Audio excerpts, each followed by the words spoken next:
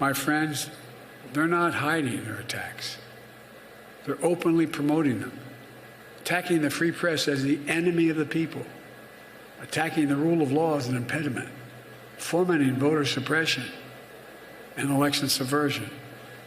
Did you ever think we'd be having debates in your careers where banning books and burying history? Extremists in Congress more determined to shut down the government, to burn the place down, than to let the people's business be done. That's President Joe Biden blaming the impending government shutdown on far-right MAGA extremists, calling them out yesterday in Arizona during a speech on preserving American democracy. He's delivered a few of those now. It's an important theme for this president. Congress has less than 2 days to pass a funding bill, and now the White House is telling federal employees to be prepared for much of Washington to come to a halt. Joining us now is NBC News Capitol Hill correspondent Julie Sirkin. So let's start there. How are federal agencies, Julie, preparing for a potential shutdown? What will it actually mean for both workers in Washington, but everyday Americans, if the government shuts?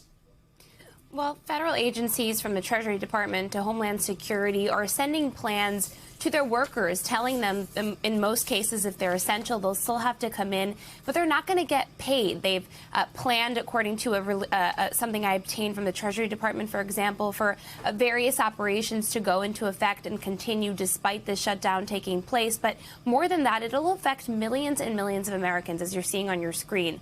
Low-income Americans will lose access to food programs, critical child care. National parks will be closed. Medicare, Social Security will continue. But if the shutdown goes on, those services can be halted and paused as well. And look, this really will have a real impact on Americans, and Congress is dysfunctional. It is a mess. The House is going to continue today taking up potentially this stopgap spending measure, but really it's not clear if it has the votes to pass, and if it does, it's not going to pass the Senate in time and vice versa. So, Julie, let's go talk there. Give us a preview of what this weekend's going to look like. Are there going to be round-the-clock negotiations? Are there any even rays of optimism, any threads that can be pulled that might prevent this? Or at this point, everyone over there on Capitol Hill looking at each other and sort of resigned to a shutdown? Negotiations are taking place, but in the words of Senator Lindsey Graham, who I talked to yesterday, who was trying at the 11th hour to add border security provisions to the Senate stopgap measure that currently just includes funding for Ukraine and disaster relief, he said, have you ever studied for a test the night before? This is really what's happening. Lawmakers in the House and the Senate are trying to prevent a shutdown from taking place.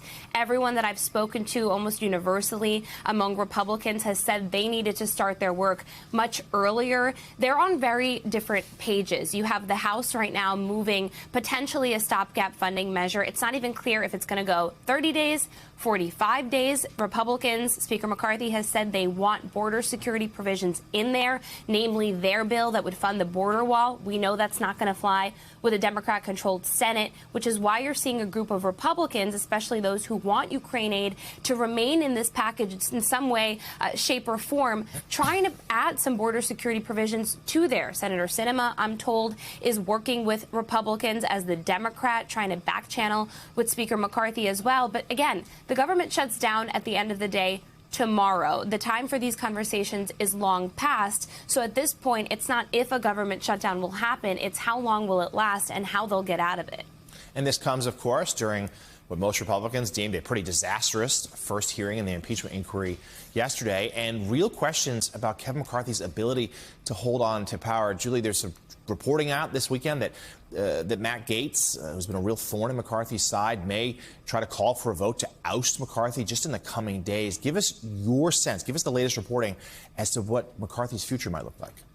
Well, certainly McCarthy is privately concerned about that. Publicly, he's remained defiant. He said, put that motion on the floor, try it out, go for it. And certainly Gaetz has continued to say that this is something he's going to do.